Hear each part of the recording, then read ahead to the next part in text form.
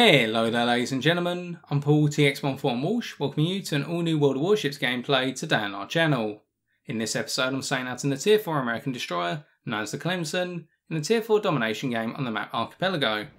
The focus of today's gameplay will be on my own informal review of this little ship, which I thoroughly enjoyed when I started playing World of Warships, and I continue to do so even to today. That's primarily because of her combination of artillery pieces and torpedo tubes, giving her the ability to be absolutely monstrous against enemy destroyers, and my preferred playstyle is outright aggression in hunting down enemy destroyers, whether it be in the early stages of the game all the way through to the late game. Now what you're seeing immediately is I'm having to use my speed boost to charge towards Objective Alpha and offset one of the key weaknesses of this ship, and that is its lack of top speed. The joint second lowest within the destroyer class at its tier were base top speed of 35 knots, we're kicking it up to 37.8 knots for our speed boost, we're not running the speed flag. The only destroyer slower is the Izokazi, your Japanese counterpart, with base top speed of 34 knots, and at the other end of the spectrum you've got the Shenyang, your Pan-Asian counterpart, with a top speed of 39 knots, which means the Shenyang is going to get a positional advantage over you at the start of the game if you're both pushing towards the same objective. On top of that, we have to consider another weakness that we've mitigated somewhat through Camouflage and Concealment Expert, the Tier 4 Captain skill on our 10-point Captain, and that is that this destroyer at Tier 4 has the weakest concealment values of any destroyer at her tier, with a base detectability by sea of 7 km reduced here to 6.1 km through the mitigation factors. And to add to that, our detectability when firing in smoke has been reduced to 2.2 km and detectability by air has been reduced to 2.8 km. And that means the enemy Izokazi that our friendly carrier is about to spot is only going to see us roughly 0.3 km before we spot them, as they're not running the Concealment Expert Captain skill. But with all things being equal, that gap would widen to approximately 0.9 km from what I can remember. Now that we know the Izokazi is pushing towards Bravo via the southern approach, we've anticipated that with our 5.5 km range torpedoes, meaning that we have no stealth torpedoing capability, and instead we have to try and use them to ambush our foes or knife fight enemy destroyers or enemy ships in general. And what we're doing here is we're harmonising our guns into this approach to force the Izokazi to go to their smoke, because they cannot take the damage from our artillery pieces and from our allies, and in return their smoke screen is extending right into the path of our torpedo tubes, they're parking up right in front of our incoming torpedoes, and say goodbye. Now let's take a step back and talk about the torpedo tubes firstly, why they harmonise so well with the guns. You have a maximum range as already stated of 5.5 km. That means you will need to be spotted to use your torpedoes unless you're going for the ambusher role. If you're trying to ambush a foe, you're able to do great damage with your torpedo tubes, where their individual torpedo damage maximising to 11,733 HP, and these torpedoes are decent in terms of speed, with a top speed of 56 knots. They're only detected 1.1 km away from the ship at sea, meaning that your opponents are not going to have too much time to react to them, and you have the ability to lay down 2 triple sets per side of the ship. I should clarify, these torpedoes are not centerline mounted, they're mounted off to the side of the ship. That means you have the ability to bring in 4 triple sets,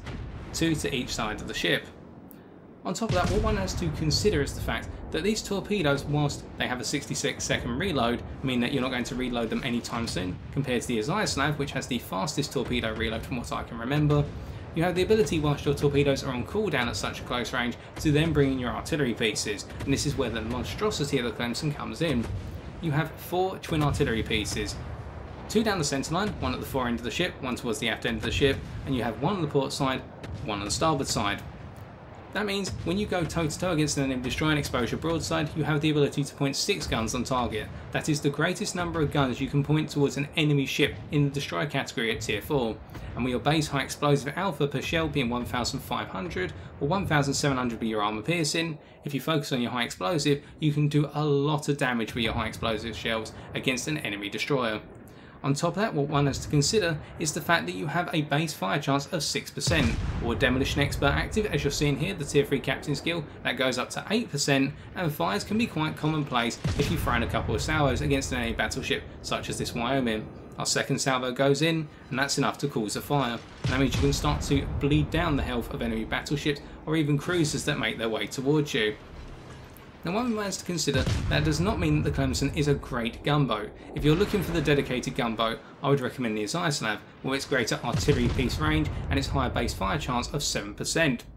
Now in terms of the artillery range, this is one of the weaknesses on the guns of the Clemson, and the weakest aspect of the artillery pieces in my opinion, in that you have the weakest range of any ship in the destroyer category at your tier on artillery. coming at 8.6 kilometers, whereas the majority of your opponents will go well beyond 9 kilometers. In the case of the Azislav, you're pushing even above 10 kilometers. You can offset this through the application of advanced firing training, the tier 4 captain skill, but that means you're trying to overcome a weakness which you may not necessarily want to overcome if you're not planning to use the ship as a gunboat. Instead, you have the tools to be able to offset your position against larger ships, and that's in the form of your smokescreen generator that we'll see shortly. In the meantime, while the enemy Clemson having pulled back a little bit and we've concealed ourselves from their incoming fire, we're looking towards the enemy Kolberg and trying to get a little bit of damage out with a high explosive. But really at this point, with the enemy team so heavily clustered down towards the southeastern approach to Objective Alpha, we're parking up and waiting for time to pass, because there's no need for us to be aggressive anymore. And that's one mistake you can make in this ship, because while she does have the highest health pool of any destroyer, base at tier 4, coming at 10,900, that does not make her invulnerable, and going up against multiple ships of larger classes, like cruisers and battleships, it's only going to spell your doom rather rapidly, unless you can go 1 versus 1 against them and prove ultra evasive, with your rudder shift of 2.8 seconds, technically the weakest rudder shift at your tier, alongside the Shenyang, where all your competition by comparison has a rudder shift of 2.7 seconds, but that 0.1 second difference is not going to make too much of a difference in my experience. And here we're just trying to lob some shells over the landmass to hit the enemy Kaiser, and you can see you do have decent floaty arcs for such a purpose, even with your short artillery piece range. And we've got the torpedoes coming in here from the enemy Langley, we'll dodge those rather tightly, and we're getting ready to go toe to toe with the enemy Clemson at close range, and this is where you're going to see the raw damage output of our artillery pieces. Do keep in mind, they're not saturated on their bow right now, but as they start to get it, they will be. And that was 2,000 damage with 4 shells, and as we throw in another salvo, with all 6 hitting, it's going to rack up to 2,600. And hopefully that was on a non-saturated area of the ship, getting the maximum possible damage, and we're going to finish them off with our 3rd salvo. And that's the enemy Clemson out of the way. Now one thing to consider is the fact that you don't have the best reload on your guns, and we're not using basic firing training here, nor have we been hit and do we have adrenaline rush to drop our reload. Your fire rate is a reload of every 7 seconds on your artillery pieces. This means that compared to the Shenyang, with its reload of 6.5 seconds, the Azislav with its 5-second reload, and top of that the V170 from what I recall, having a reload of approximately 4.5 to 4 seconds, don't quote me on that, but your opponents will be able to fire faster than you, so you don't want to get overly close. Alternatively, just sail in a straight line when going toe to toe at close range against enemy destroyers. You'll need to be evasive, but the idea is, when you're ready to fire, come out being in that evasive stance, fire off your salvo, get the maximum damage possible, and then become evasive again for say 5 seconds, then straighten yourself out and hit with all 6 guns once more. And in return, you'll be dealing the greatest salvo damage compared to your opponents priding themselves on the ability to get greater DPM out of the guns potentially. Particularly the Shenyang, where its ability to deal 1,800 high explosive damage maximum per shell compared to your 1,500. And you saw there against the enemy Kaiser how we set 2 fires back to back quickly, and that's going to bleed a lot of health out of their ship, and now we're going to work on the Caledon. And see, what we're trying to do here in order to get closer to our opponents is, rather than worry about getting close enough and just continually spraying our guns in, acting as a gunboat, instead we've got close enough to then bring a smoke screen of which you have the strongest smokes, whether you've been an American ship, and that's standard the consumable across the American line, you have the ability to go into smoke for a longer period of time, particularly against the Germans, which have the weaker smokes, and therefore you can fire from the consumable to your smoke screen for a long period and make sure your foe does not get too far away. But unfortunately, the enemy Kaiser was able to get away to a significant distance, but the fire was continuing to burn them down, and our Phoenix took them out with a fire as well. So that's where you have to try and balance this idea of getting close enough to your foes. Use a smoke screen to achieve that, rather than perhaps worrying about getting advanced firing training. Or at least I will not be picking up that captain skill myself, preferring to go with something along the lines of RPF, i.e. the radio position finder, because I want to hunt down destroyers even more effectively by locking onto their radio signal. And with that, the game practically comes to its end. The cap points are already wrapped up for our team, and we're just waiting to get to 1,000 points as we go charging after the enemy Langley. Again, our speed perhaps being a little bit of downfall here if the game went on for longer. But let's move on to the post-game stats. So in what was a rather fast match, we can see that our damage output amounted to a grand total of 53,861 HP, and along the way we picked up 2 achievements, both on the same enemy ship, the enemy Izakazi. First Blood, for being the first to destroy an enemy ship in battle, and the Devastating Strike, for destroying an enemy ship with a single artillery salvo, torpedo salvo, or aircraft by causing damage to over 50% of the destroyed ship's normal health pool, in this case with a torpedo salvo. Coming on to the team scores, we can see that we topped our team in terms of base experience earned, picking up 1,223. Our role in this game was as described in our preferred playstyle, focusing on the elimination of enemy destroyers where possible and where the situation was appropriate, and that's one thing I'd like to reiterate. Just because you have the great destroyer hunting capability in this ship in my opinion, does not mean you should go charging after an enemy destroyer, particularly when it's got support from friendly ships. Your focus is on making sure enemy destroyers, when they push a certain region of the map or go for an objective in the domination game type, are going to experience hell to get that objective, and if you're going to go down, you're going to bring them down with you or cripple them to the point they're not going to have much life left in their ship. And that's something you can do with the artillery torpedo combination as expressed already. The other thing to note is when we were not hunting down the enemy destroyers, we switched our fire towards the enemy battleships in particular, trying to set fires. Acting in a mini gunboat role, one could say, but I would prefer to argue that we're trying to get the most out of our smoke screens and our close position into the enemy fleet when we're not drawing too much attention to our own ship. If you're looking for a dedicated gunboat, I'd point you towards the Isaiah slab rather than the Clemson. Coming on to our detailed report, I do not think there's anything here to add to what we've already expressed as part of this review, so instead I'm going to provide a quick summary of my captain skill choices thus far on my 10-point captain, and then talk about what I take for a 19-point captain.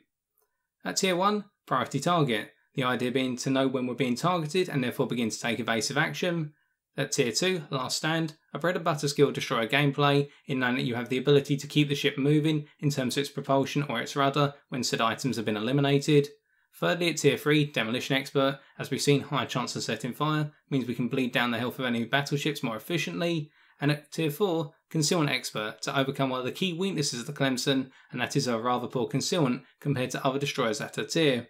In going through to a 19-point captain, at 14 points I would take RPF, the ability to hunt down enemy destroyers more effectively in being able to latch on to their radio finder position. At 17 points I'd be taking survivability expert, the idea being to buff the already large health pool of the Clemson, giving me greater survivability when going into knife fights against enemy destroyers. And finally for the 19 points I would take adrenaline rush, the idea being that as I take damage, unlike what you saw today where we got through completely unscathed in terms of damage, my reload rate is going to be buffed and it means I'm able to fire my guns more quickly and therefore bring down enemy ships even faster, making me a more dangerous threat as I'm nearing death. And finally, coming on to credits and experience earned, we can see that after additions and deductions, we walked away with 53,905 silver credits and 2,753 commander experience. To conclude, if I had to summarise the Clemson in a single phrase, it would be Proud Puncher. Proud because out of the destroyers available at tier 4, she'll be the first one to announce herself on the battlefield, what of her weak concealment values compared to the competition. But as she gets closer and closer to the enemy fleet and can bring all of her armament into range, that's where the puncher aspect comes in, as she can land a succession of jabs with her artillery pieces, those being enough to eliminate enemy destroyers in the first instance typically, but if not, she can always follow up with a meaty cross in the form of her torpedo tubes, which while she does not have the stealth torpedoing capability, she has the ability to do ample damage at close range with them. Alternatively, if you go to smoke to try and hide from the Clemson, be expecting a load of torpedoes to come into your smoke screen shortly after. And when the destroyers have been eliminated in the Clemson, you can always resort to harassing the enemy team through successive salvos from your own smoke screens against cruisers and battleships, setting fires, or even causing citadel damage to enemy cruisers who get too close, particularly 5 kilometers or less, and show a broadside to your guns, as your armor piercing will citadel per shell for 1,700. Also keep in mind that whilst you have a large health pool, the largest of the destroyers at your tier, this does not make you invulnerable, and you should not charge recklessly into the enemy fleet. Instead, play smart, isolate the enemy destroyers, play around the objectives, and you'll find that the enemy team will fall apart right in front of your eyes and your damage tally is going to go through the roof. And so I've been TX141, and if you have enjoyed this video, why not leave a like, comment or subscribe for future World of Warships videos on my channel. And as always, if you're looking to get into the game today, be sure to sign up using the link in the description of this video. It's entirely free, ladies and gentlemen, it's a thoroughly enjoyable game in my opinion, so what are you waiting for? But until next time, as always, take care and fair seas.